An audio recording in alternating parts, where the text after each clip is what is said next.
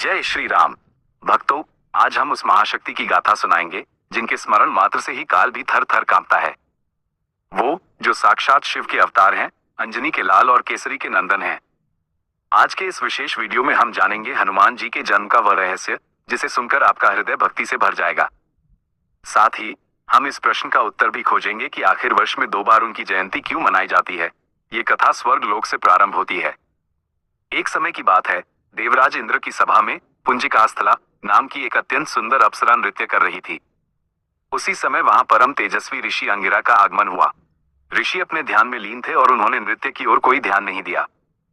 अपनी सुंदरता के अहंकार में चूर उस अप्सरा ने ऋषि का उपहास उड़ाया। ऋषि अंगिरा ने क्रोधित होकर उसे श्राप दे दिया, जाओ, तुम अगले जन्म में एक वानर स्त्री बनोगी। अप्सरा को अपनी भूल का आभास हुआ और उसने क्षमा मांगी। तब ऋषि ने कहा, भले ही तुम वानर रूप धारण करोगी, परंतु तुम्हारे गर्भ से एक ऐसे पुत्र का जन्म होगा जिसकी कीर्ति युगों युगों तक अमर रहेगी।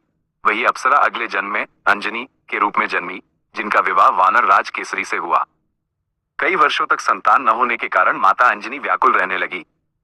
तब ऋषि मतंग के कहने पर उन्होंने मतंग पर्वत पर भगवान शिव की घोर तपस्या की। उन्होंने वायु का भक्षण कर हजारों वर्षों तक तप किया। उनकी अनन्य भक्ति से प्रसन्न होकर महादेव ने उन्हें साक्षात अपना ही अंश पुत्र रूप में देने का वरदान दिया। भक्तों, हनुमान जी को पवन पुत्र कहने के पीछे एक दिव्य कारण है। जब अयोध्या के राजा दशरथ पुत्र प्राप्ति के लिए पुत्र कामेष्टि यज्ञ कर रहे थे, तब अग्नि देव ने उन्हें दिव्य खीर का पात्र दिया। उसी समय पवन देव की प्रेरणा से एक चील उस खीर का एक छोटा सा हिस्सा लेकर उड़ गई। वह हिस्सा सीधे माता अंजनी की अंजलि में जाकर गिरा। माता ने उसे भगवान का प्रसाद समझकर ग्रहण कर लिया। इसी प्रकार भगवान शिव के तेज और वायु देव के माध्यम से हनुमान जी का प्राकट्य हुआ। हनुमान जी बचपन से ही अत्यंत बलशाली थे। एक प्रातः काल जब उन्हें तीव्र भूख लगी तो उन्होंने आकाश में चमकते हुए सूर्य देव को देखा। नन्हे हनुमान को लगा कि वह कोई रसीला लाल फल है। वे पवन की गति से उड़े और देखते ही देखते उन्होंने सूर्य देव को अपने मुख में समा लिया। संपूर्ण जगत में अंधकार छा गया। चराचर जगत भयभीत हो गया। तब देवराज इंद्र ने क्रोध में आकर अपने वज्र से बालक पर प्रहार किया।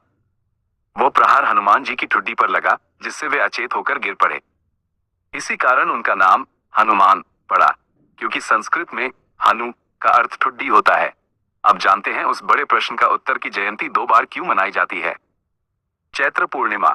वाल्मीकि रामायण के अनुसार चैत्र मास की पूर्णिमा के दिन ही हनुमान जी का वास्तविक जन्म हुआ था, इसलिए इसे जन्म दिवस के रूप में मनाया जाता है। कार्तिक चतुर्दशी, नरक चतुर्दशी, जब इंद्र के वज्र प्रहार से हनुमान जी मूर्छित हो गए थे, तब इसी दिन सभी देवताओं ने उन्हें अपनी शक्तियों का वरदान दिया था और उन्हें पुनर्जीवन मिला था। इसे हनुमान जी का विजय उत्सव या दूसरा जन्म माना जाता है। इसीलिए दिवाली के एक दिन पहले भी हनुमान जयंती मनाई जाती है। हनुमान जी की शक्ति अपरंपार है। वे आज भी कलयुग में साक्षात विराजमान हैं।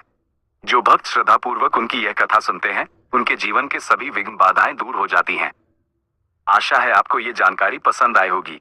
कमेंट में जय बजरंगबली जरूर लिखें और वीडियो को साझा करें।